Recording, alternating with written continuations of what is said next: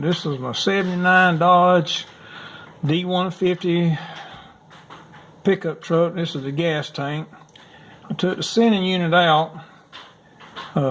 Somebody had worked on it one time or another because they put the old wore out screws right back in. So now why they did that, I have no idea. But instead of dropping the tank, what I done was I took the bolts out of the bed, out from underneath the bed. There's 6 of them. You got 4 at the back, 2 up at the front. You got a grounding strap down at each corner on these things. Matter of fact, I don't know if you can see this or not, but there's a grounding strap right there.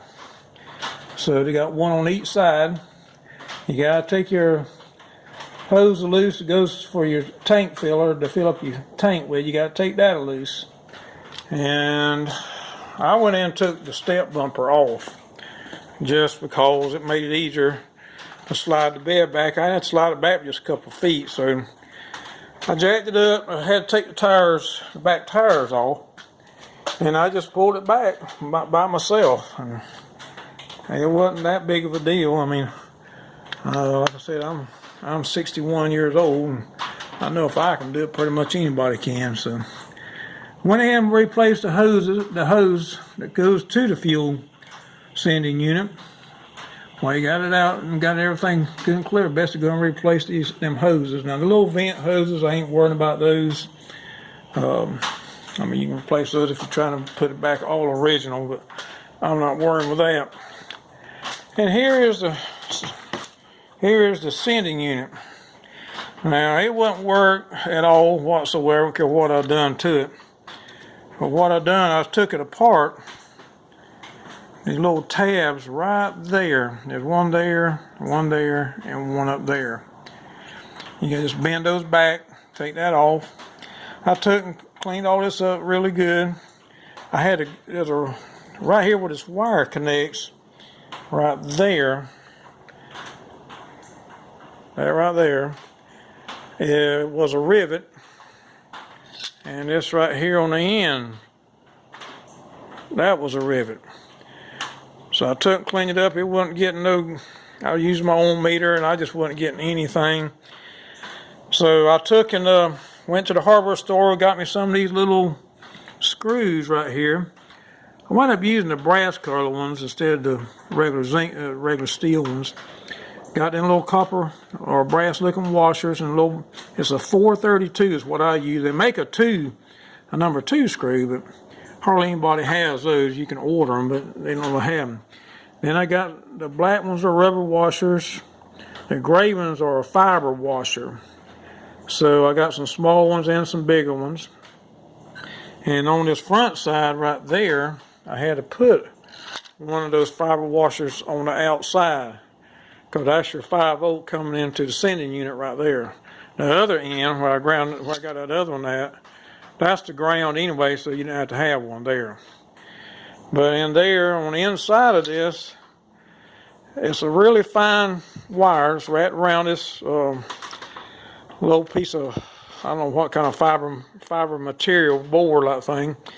And so you got to be careful not to destroy that and break it too bad. It's got a little itty-bitty wire that goes right through where the rivet was at. There's a little one end of that wire goes through that. So you got to be careful not to break that. But I just put one of those brass-looking washers on the inside, and I took and drilled them out a little bit. I ground them off first with my grinder. You can use a Dremel tool, whatever you got.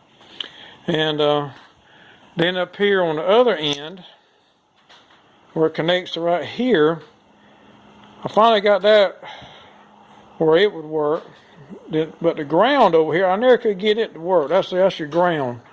Now I replaced that. I took and ground that rivet off. It had a rivet just like that right there. I ground that rivet off, and I used a 1032 screw, because that's what the factory threads are, is 1032, even though you're not putting a nut on it. I drilled that out, and I put one of those on the back side. This little cone piece right here, you got to pull the old piece out, and this is it right here.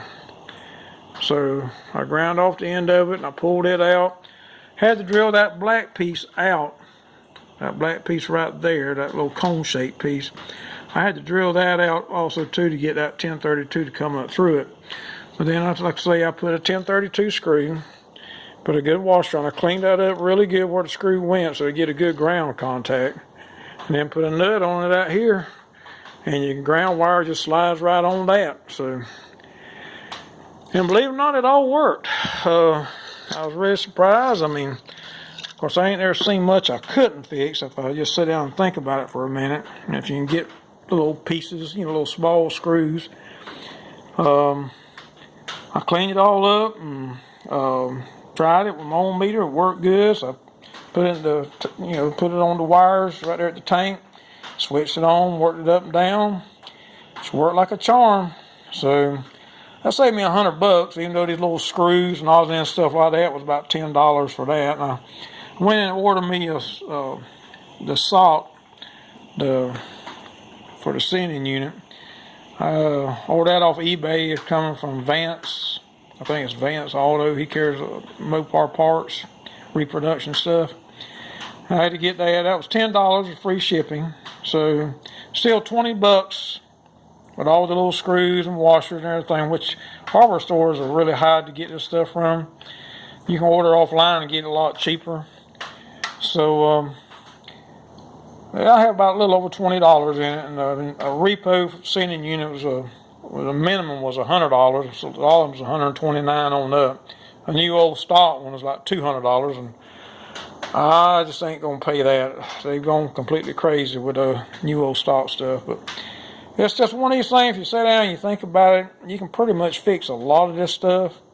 Just takes a little time, a little thinking. Just take your time and work on it, and clean up everything really good where it makes connections at. That's the biggest thing. Corrosion is the worst enemy of anything electrical, because I'm an industrial electrician, and that's the downfall to anything in electrical is corrosion. So just thought I'd pass this on. Just the little things I try to do whenever I can. See you.